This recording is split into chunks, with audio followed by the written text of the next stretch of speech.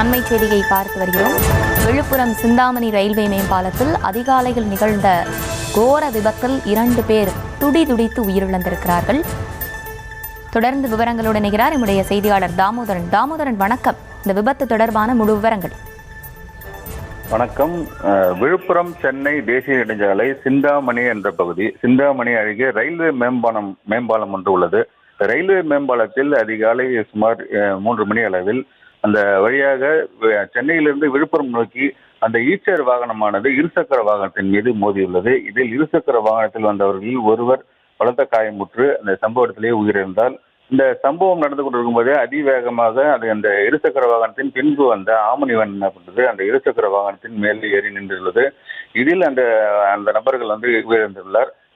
அதுக்கு ஆம்னி வேனுக்கு பின்னாடியே பார்த்தீங்கன்னா ஸ்விஃப்ட் வாகனம் வந்துள்ளது. ஸ்விஃப்ட் கார் பார்த்தீங்கன்னா சென்னையிலிருந்து திருச்சி நோக்கி சென்று கொண்ட ஸ்விஃப்ட் வாகனம் அந்த ஆம்னி பின்பக்கம் பலமாக மோதி இந்த பின்பக்கம் ஆம்னி வேனின் ஆம்னி பஸ்ஸின் பின்புறம் உள்ளே சென்றுள்ளது. இதில் 3 பேர்களில் ஒரு நபர் சம்பவத்திலே உயிரிழந்தார். இதனைத் தொடர்ந்து அந்த ஸ்விஃப்ட் வாகனத்தின் பின்பு ஃபோர்ஸ் வாகனம் ஸ்விஃப்ட் வாகனத்தில் இடிச்சு பலமாக மோதியது.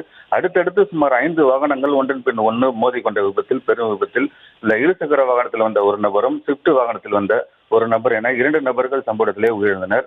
3 நபர்கள் ஸ்விஃப்ட் காரில் வந்த 2 நபர்களும் இருசக்கர வாகனத்தில் வந்த ஒரு நபரும் படுகாயமடைந்து விழுப்புரம் முண்டியம்பாக்கம் அரசு மருத்துவமனைக்கு அனுப்பி வைக்கப்பட்டு அங்கு சிகிச்சை பெற்று வருகின்றனர். இறந்தவரின் உடலை பிரேத பரிசோதனைக்காக முண்டியம்பாக்கம் அரசு மருத்துவமனையில் வைக்கப்பட்டுள்ளது. விழுப்புரம் தாலுகா போலீசார் இந்த விபத்து குறித்து வழக்கு பதிவு செய்து தீவிரமாக விசாரணை மேற்கொண்டு வருகின்றனர். இந்த அதிகாலை நடந்த இந்த விபத்து சம்பவமானது விழுப்புரம் பகுதியில் பெரும் பரபரப்பை ஏற்படுத்தியுள்ளது. விவரங்களை வழங்கியமைக்கு நன்றி தாமோதரன்.